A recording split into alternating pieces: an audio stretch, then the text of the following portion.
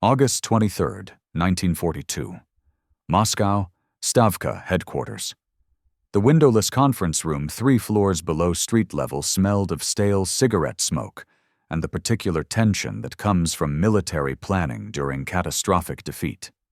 Major Dmitry Pavlov stood at a map table covered with unit positions, supply routes, and logistics calculations. The map told a story that senior officers didn't want to hear. The German 6th Army was advancing toward Stalingrad with mathematical certainty, and Pavlov's calculations showed they would reach the city, then die there. Not because of Soviet military brilliance, because of arithmetic. Pavlov was a quartermaster, responsible for calculating supply requirements and logistics capacity for Soviet forces. This was not prestigious work in a military culture that valued combat heroism over administrative competence.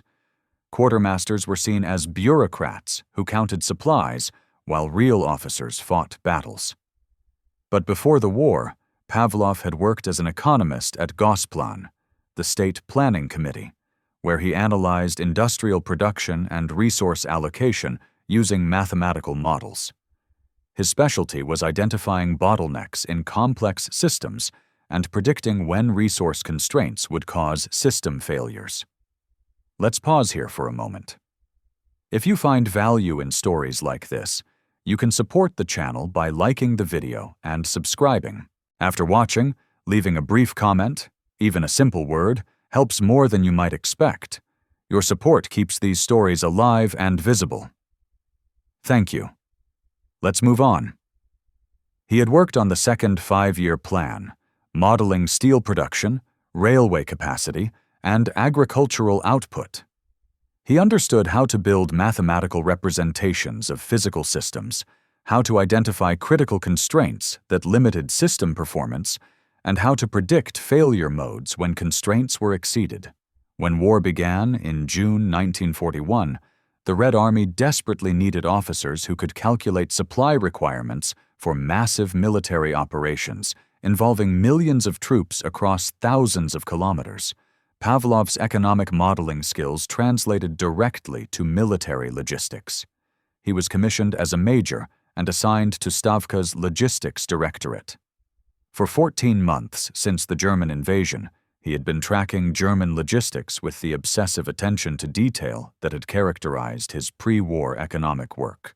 He maintained detailed spreadsheets showing German fuel consumption broken down by unit type and operational tempo. He tracked ammunition expenditure rates for different weapons systems. He calculated food requirements based on troop strength and activity levels. He estimated replacement schedules for vehicles, weapons, and equipment.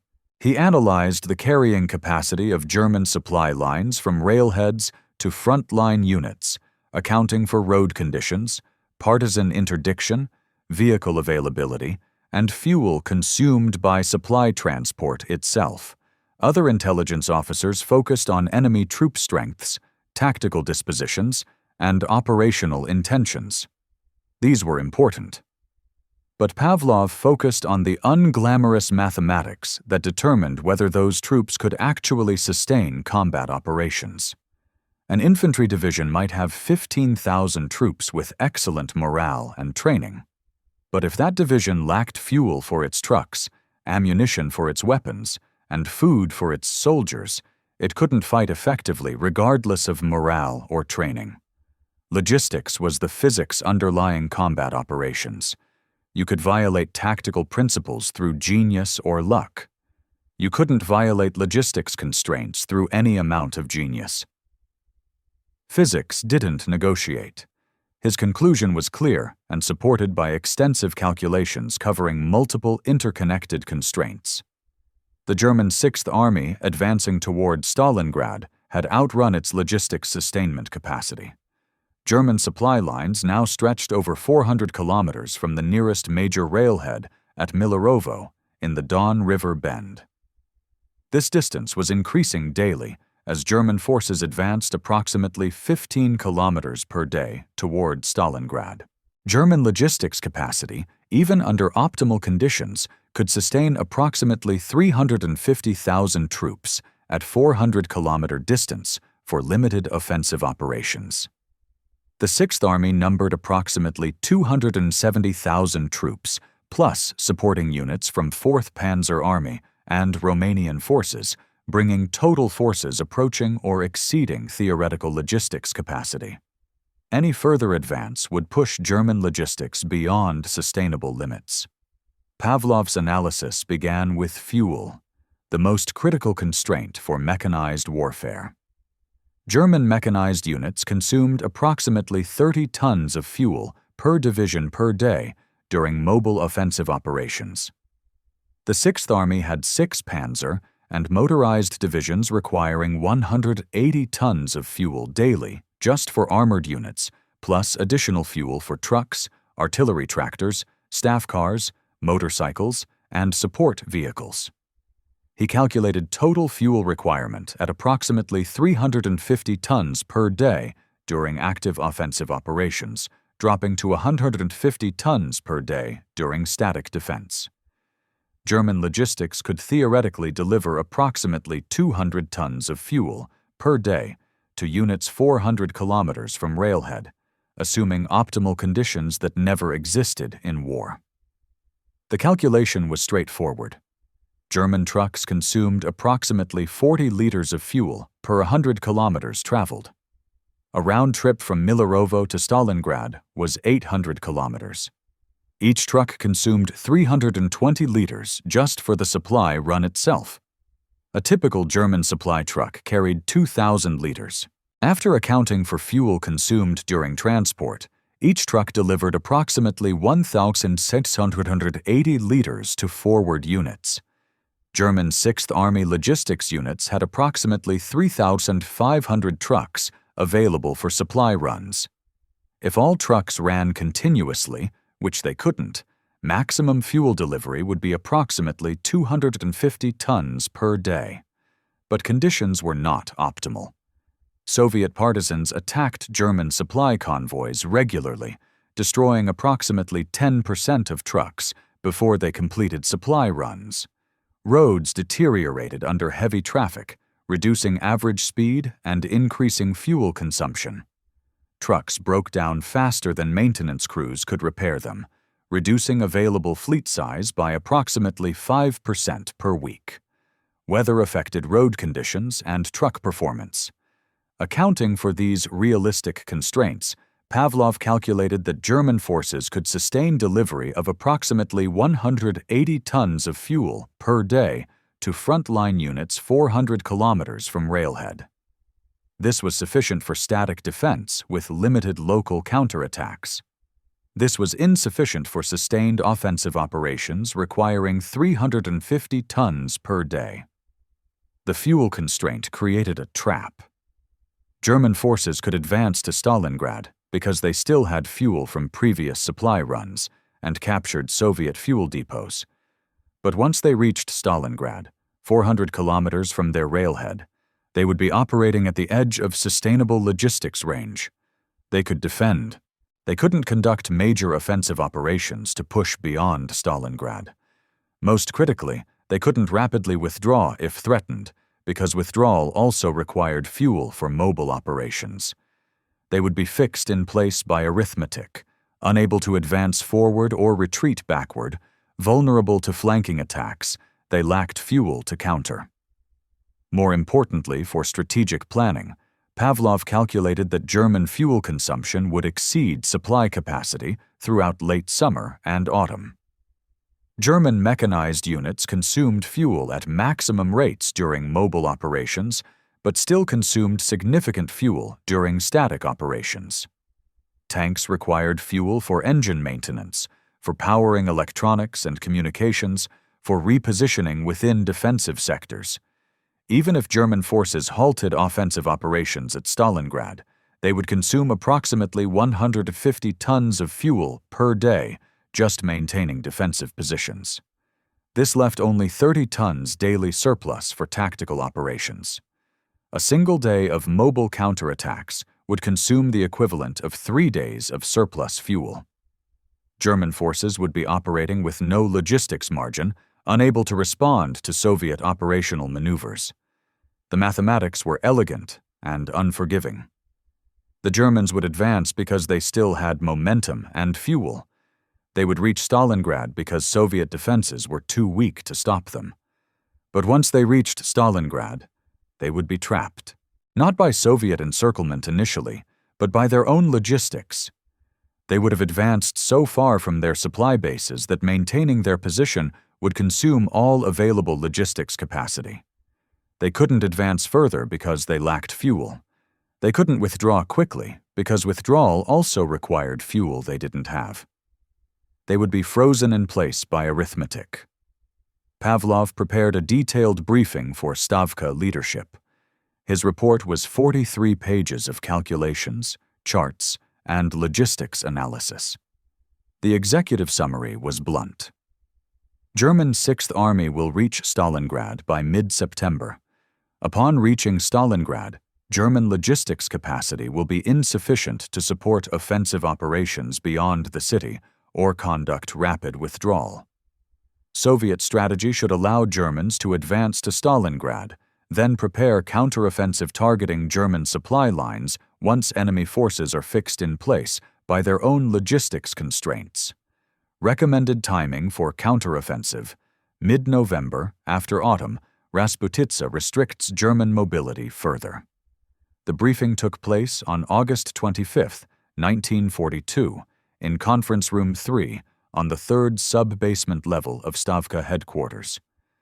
The room had been a storage vault before the war, converted to secure planning space after the German invasion.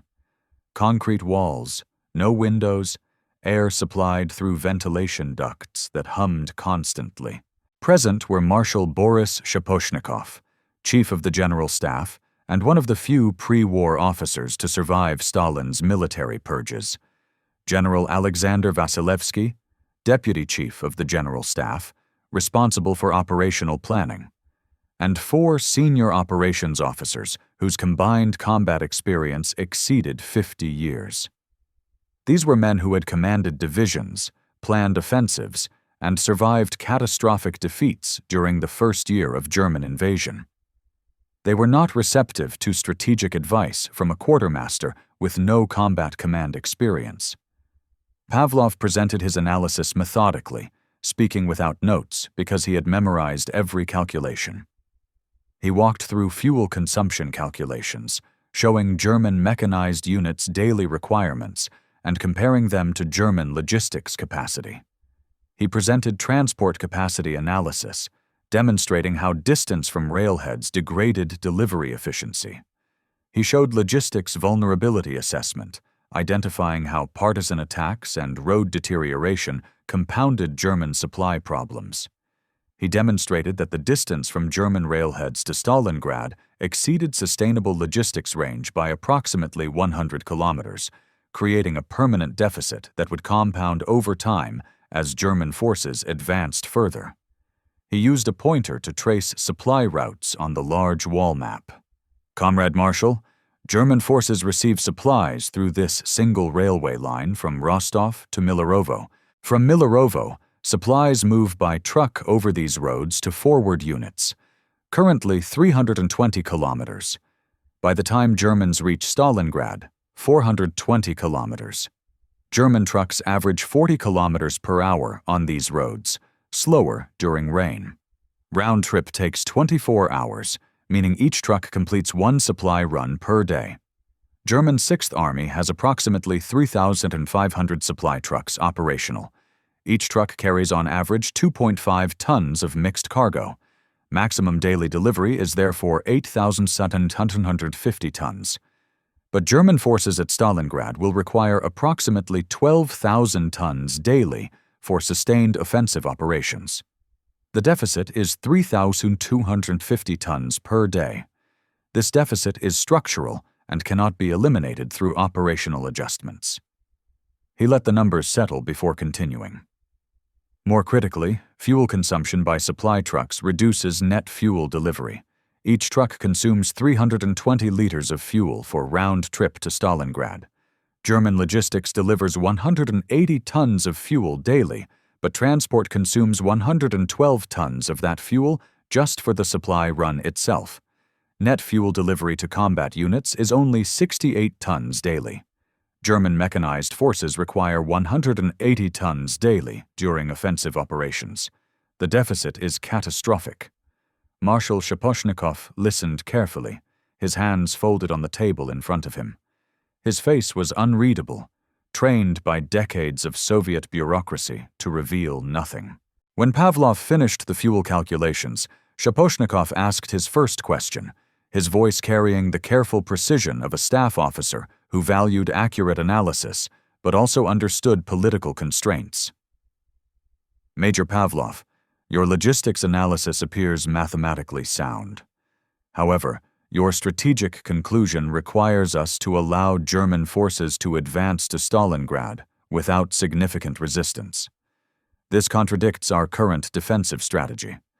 More importantly, it would result in abandoning a city bearing Comrade Stalin's name to German occupation, even temporarily. The political implications are significant. I need not remind you what happens to officers whose strategic recommendations result in political complications for the leadership. The threat was subtle but clear. Recommend strategy that embarrasses Stalin, and your career ends at best, your life at worst. Pavlov had anticipated this objection, though the implied threat made his response more difficult. Comrade Marshal, I am not recommending we abandon Stalingrad. I am recommending we defend Stalingrad just strongly enough to fix German forces in place while avoiding decisive engagement that might drive them back before their logistics deteriorate. We want Germans to reach Stalingrad and commit their forces there. The city's name ensures they will commit maximum forces to capture it, for the same political reasons you mention. Once committed, they cannot easily withdraw due to fuel constraints. Then we counterattack their flanks, which are held by Romanian and Italian armies with inferior mobility and inferior logistics. We encircle German forces in Stalingrad, cutting their supply lines completely. Then we wait. German forces will exhaust fuel and ammunition within 4 weeks. They will starve within 8 weeks. We destroy an entire German army through arithmetic, rather than through frontal attacks, that would cost us heavy casualties. Another officer, General Nikolai Voronov, the chief of artillery, interrupted with visible irritation. His voice carried the impatience of a combat commander listening to a staff officer's theories. Major, you are proposing strategy based on fuel calculations and supply tonnage. War is not decided by accountants with spreadsheets. War is decided by fighting spirit, by tactical skill, by willingness to accept casualties in pursuit of victory. The Germans have demonstrated superior tactical proficiency throughout this war. They have overcome logistical obstacles through operational excellence and tactical innovation.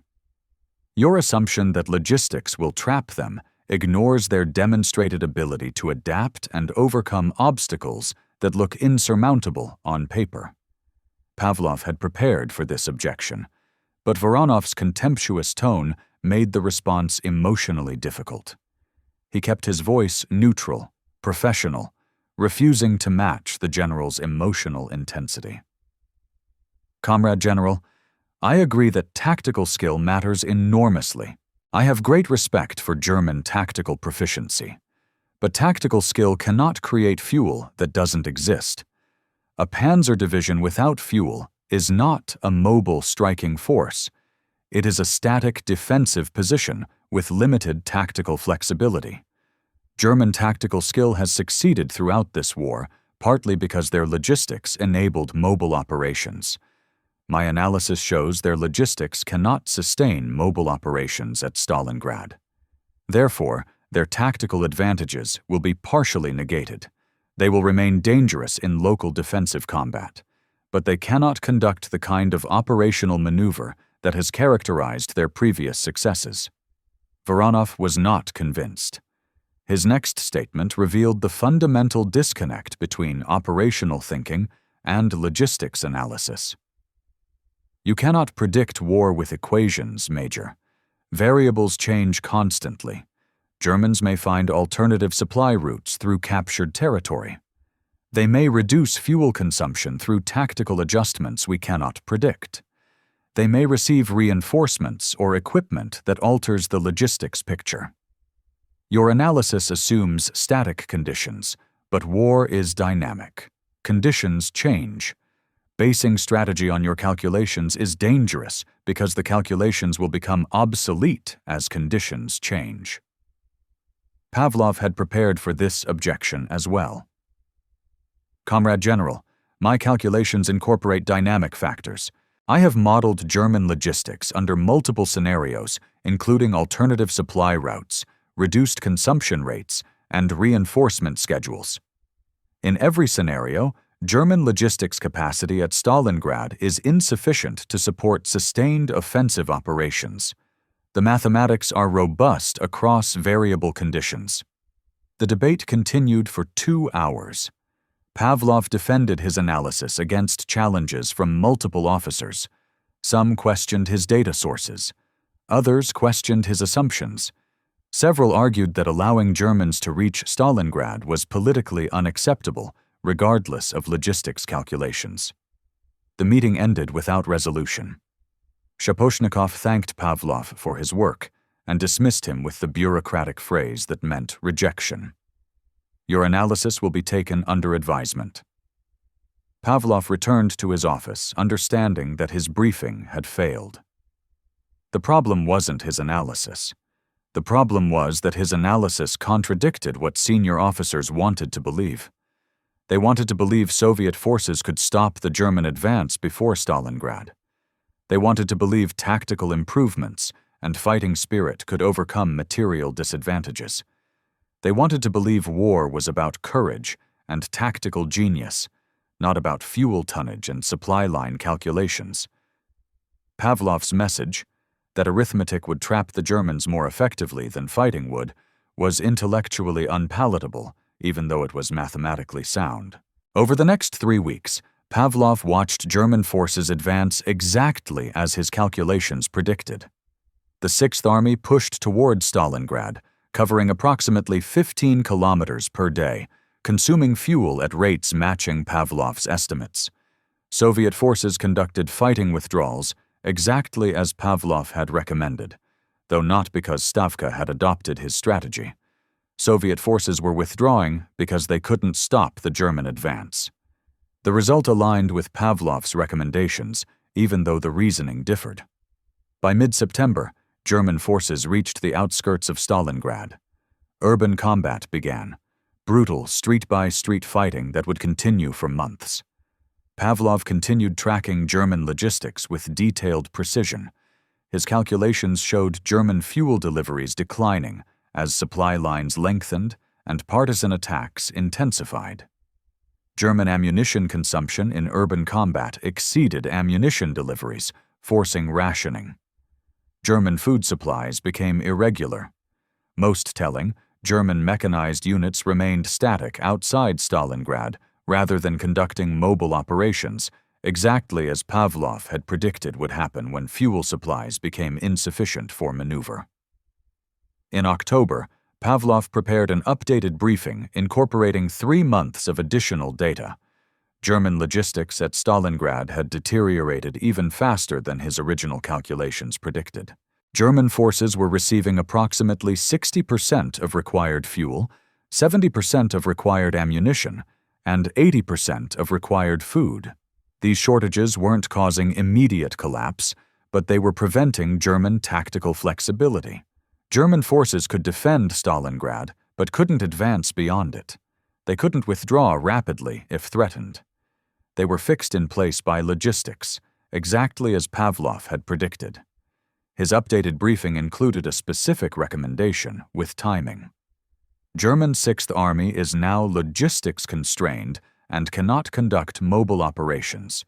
Soviet counteroffensive should target Romanian and Italian armies holding German flanks.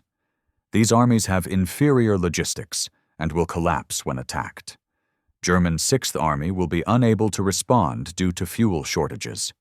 Recommended timing: mid-November, coordinating with Autumn Rasputitsa to maximize German immobility. Probability of successfully encircling German forces greater than 70%.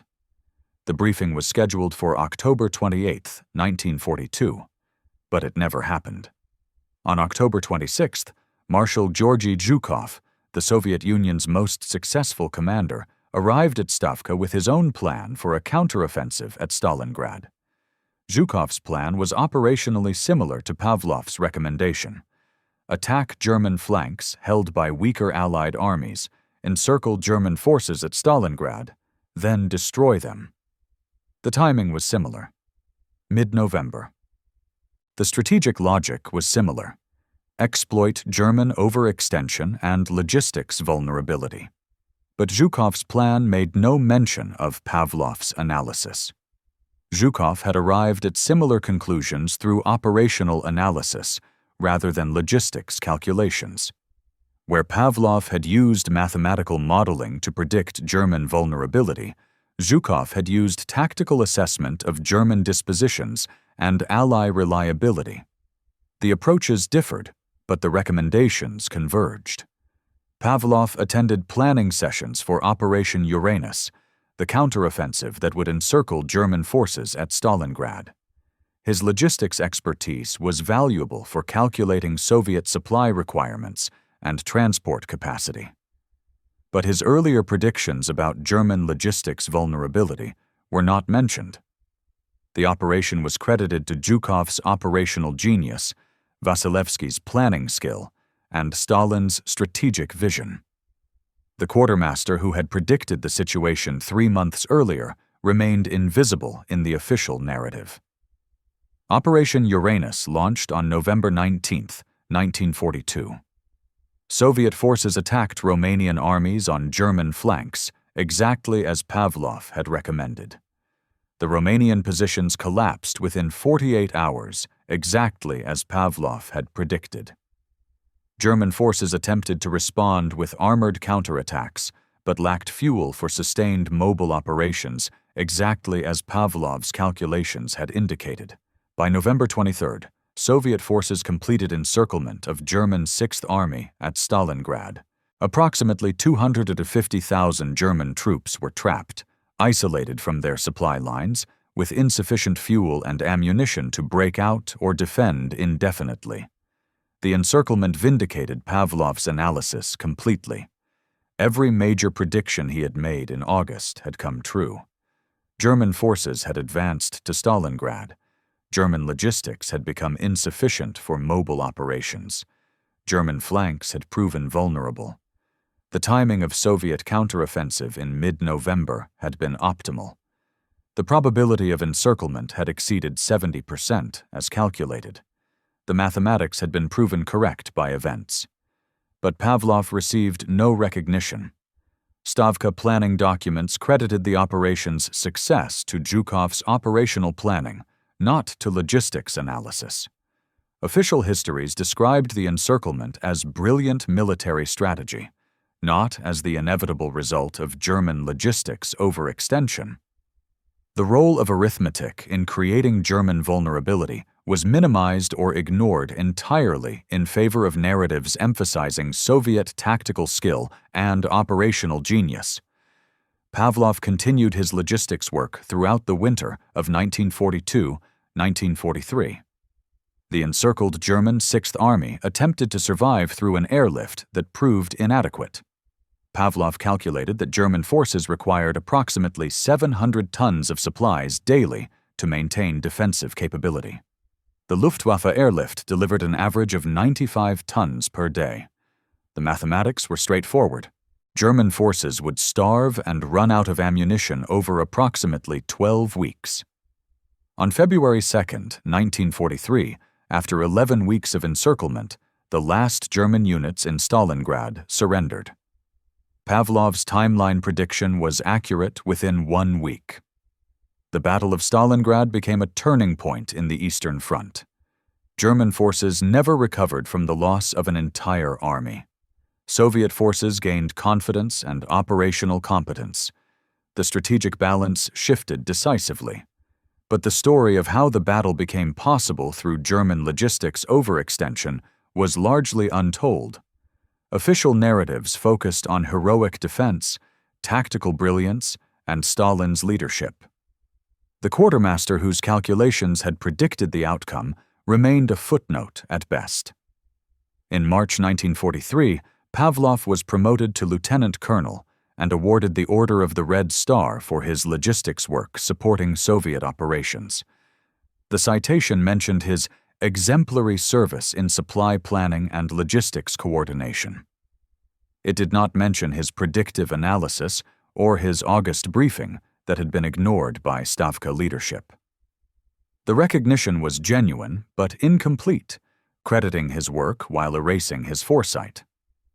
Pavlov accepted this outcome with the fatalistic pragmatism characteristic of Soviet officers who survived Stalin's military purges. Recognition was secondary to survival. Drawing attention to the fact that he had been right while senior officers had been dismissive would be dangerous. Better to quietly continue his work, let others claim credit for strategic insights they hadn't had, and avoid political complications that could end careers or worse. But the episode illustrated fundamental problems with how military organizations evaluate intelligence and planning.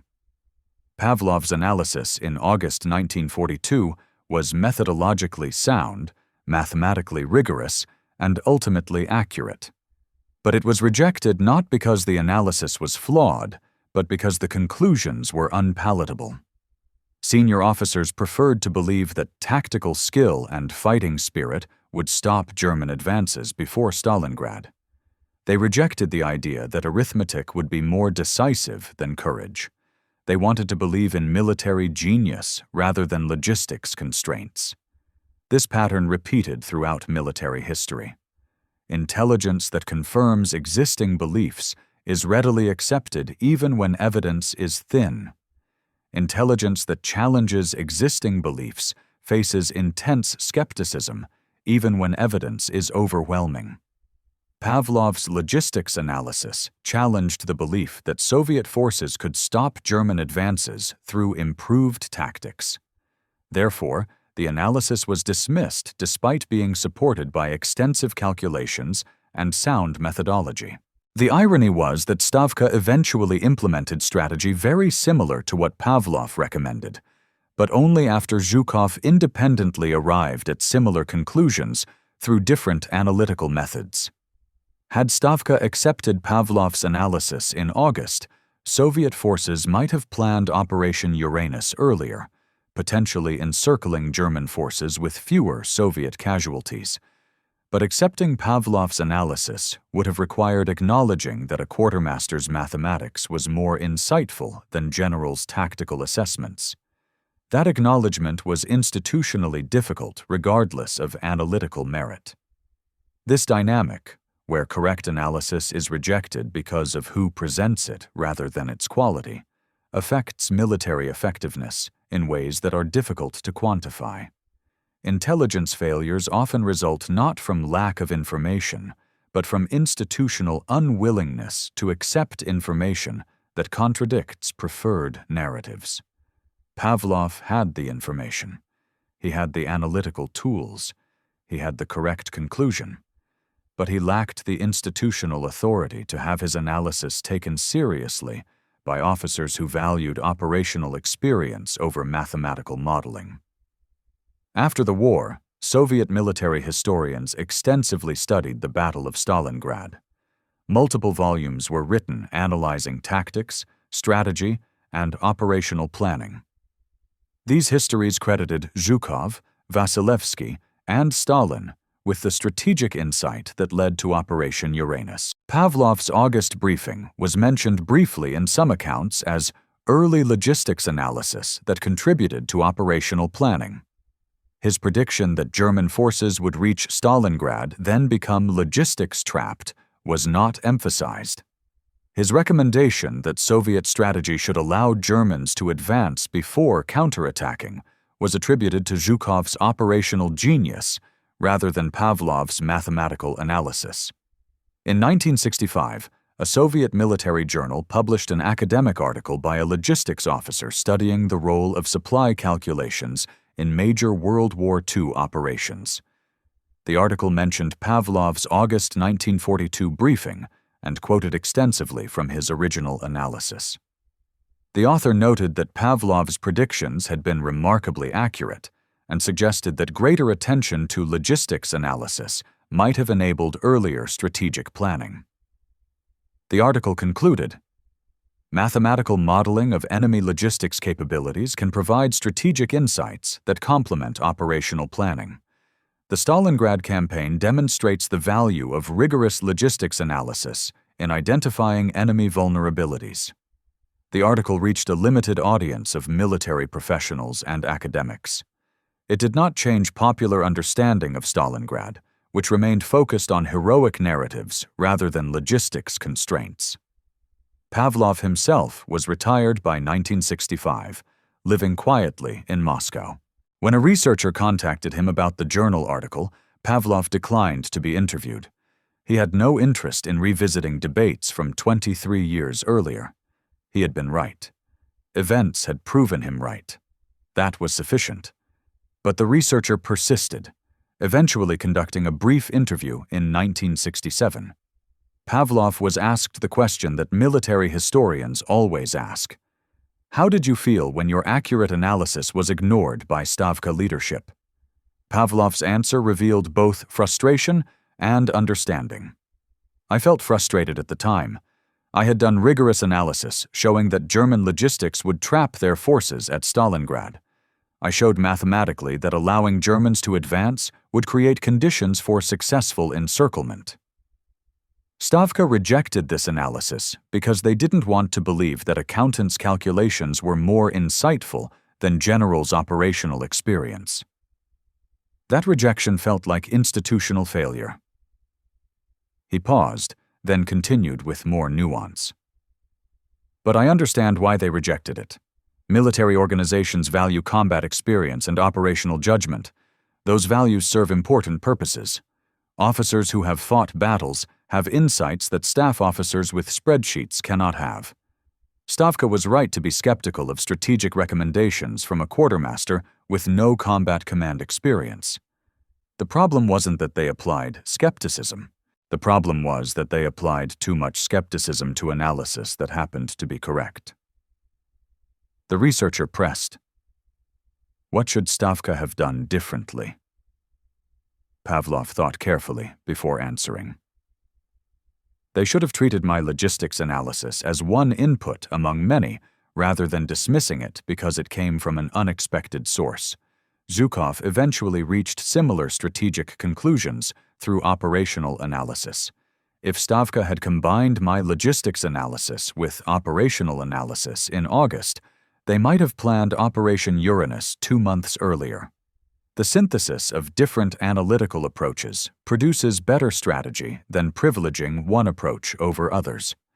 But institutions struggle with synthesis when different approaches suggest contradictory conclusions." That statement captured the essential problem. Military organizations need multiple forms of analysis: operational assessment, intelligence evaluation, logistics modeling, historical comparison. But these different approaches often produce different recommendations.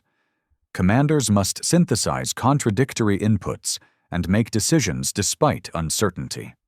The synthesis process is vulnerable to cognitive biases, where some inputs are privileged over others based on source credibility rather than analytical quality. Pavlov's logistics analysis was correct, but came from a quartermaster without combat experience. Zhukov's operational analysis was also correct, and came from the Soviet Union's most successful battlefield commander. Both reached similar conclusions about German vulnerability at Stalingrad. But only Zhukov's analysis was taken seriously because Zhukov had institutional credibility that Pavlov lacked. The problem wasn't that Zhukov's analysis was wrong. The problem was that correct analysis from Pavlov was ignored, delaying strategic planning that might have saved Soviet lives. Dmitry Pavlov died in 1979 at age 71. His obituary in Soviet Military Review mentioned his wartime service in logistics and his post-war career in the State Planning Committee. It noted his decorations, including the Order of the Red Star and Order of the Patriotic War. It did not mention his August 1942 briefing predicting German logistics failure at Stalingrad. That briefing remained buried in classified archives, accessible only to military historians with specific research clearances. In 1989, as Soviet archives began opening during Glasnost, a young historian named Anatoly Grigoriev discovered Pavlov's original 43-page briefing document in Stavka records. Grigoriev was researching Soviet logistics operations and found Pavlov's analysis while examining quartermaster records from 1942. Reading through the document, Grigoriev realized he had discovered something significant: a detailed prediction of German logistics failure at Stalingrad, written 3 months before the encirclement, dismissed by senior leadership, and subsequently vindicated by events. Grigoriev published an article in Voyenno-Historicheski Journal, the Soviet military history journal, in 1990. The article was titled "Arithmetic and Strategy: The Stalingrad Prediction Stavka Ignored." Grigoriev quoted extensively from Pavlov's briefing, compared its predictions to actual events, and analyzed why Stavka had rejected the analysis. His conclusion was pointed. Pavlov's mathematical modeling of German logistics was more accurate than Stavka's operational assessments. This suggests that Soviet military planning undervalued logistics analysis relative to operational planning, potentially missing opportunities for earlier strategic successes with fewer casualties. The article generated controversy within Soviet military historical circles. Some historians defended Stavka's decision, arguing that accepting strategic recommendations from a quartermaster would have been organizationally inappropriate. Others argued that accuracy should matter more than source credentials. The debate reflected broader tensions in Soviet military culture between different forms of expertise and different paths to strategic insight. But outside military professional circles, the article generated little interest. The Soviet Union was collapsing. People cared more about immediate economic and political crises than about reanalyzing a battle from 1942. Pavlov's story remained known primarily to specialists studying military logistics and intelligence assessment. Popular understanding of Stalingrad continued to emphasize heroic defense and tactical brilliance rather than arithmetic and supply lines. Western military historians discovered Grigoriev's article in the mid-1990s after Soviet archives became more accessible. Several scholars incorporated Pavlov's analysis into broader studies of intelligence and strategic planning. The story became a case study in how military organizations handle intelligence that contradicts institutional preferences.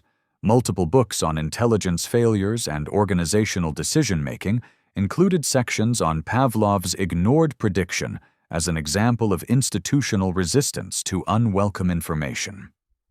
In 2002, the U.S. Army War College published a monograph on logistics and strategy that featured Pavlov's analysis prominently. The author, Colonel James Patterson, used Pavlov's case to argue that modern military planning undervalues logistics analysis relative to operational planning. Patterson's conclusion echoed Grigoriev's assessment. Pavlov predicted German logistics failure at Stalingrad 3 months before it occurred, using mathematical modeling that senior Soviet officers rejected as insufficiently grounded in operational reality. This episode demonstrates that logistics constraints can be more decisive than tactical brilliance, but military culture often resists this conclusion because it undermines narratives of operational genius. The monograph was distributed to students at staff colleges throughout the U.S. military educational system. Pavlov's story became a teaching case about the importance of logistics analysis and the institutional challenges facing staff officers whose analysis contradicts command preferences. Current and future military leaders learned that sometimes the quartermaster's calculations matter more than the general's tactical assessments, and that organizational culture must create space for unpopular analysis if it wants to make good strategic decisions. But this academic recognition came too late for Pavlov himself. He had died 23 years before his analysis received serious attention from Western military institutions. He had lived his entire post-war life as a minor figure in Soviet logistics bureaucracy, never receiving credit for predicting one of the most important battles of World War II. Recognition came, but it came to a historical figure rather than a living person who might have appreciated vindication. The broader lesson from Pavlov's story extends beyond military contexts. Organizations of all types struggle to evaluate information that challenges institutional preferences. Correct analysis is often rejected, not because it's wrong, but because accepting it would require acknowledging that unexpected sources can have insights that established authorities lack. This creates persistent vulnerabilities where organizations miss opportunities or fail to anticipate problems because they systematically devalue information from credible but unexpected sources. Pavlov's analysis was credible. His methodology was sound. His data was accurate. His predictions were correct. But he was a quartermaster, not a combat commander. His analysis came from spreadsheets, not battlefield experience. His conclusions contradicted what senior officers wanted to believe about how the war would develop. So his analysis was dismissed, filed away, forgotten until events proved him right. And even after events proved him right, credit went to others who reached similar conclusions through more institutionally acceptable methods. In the final analysis, what Pavlov said in August 1942 was, "German forces will reach Stalingrad, then become trapped by their own logistics. Soviet strategy should allow this to happen, then counterattack when German forces are immobile. The mathematics are clear. Fuel consumption will exceed fuel delivery. Ammunition expenditure will exceed ammunition resupply.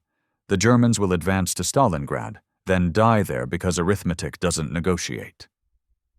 Stavka's response was, "You cannot predict war with equations. Variables change. Germans will adapt. Your calculations assume static conditions, but war is dynamic.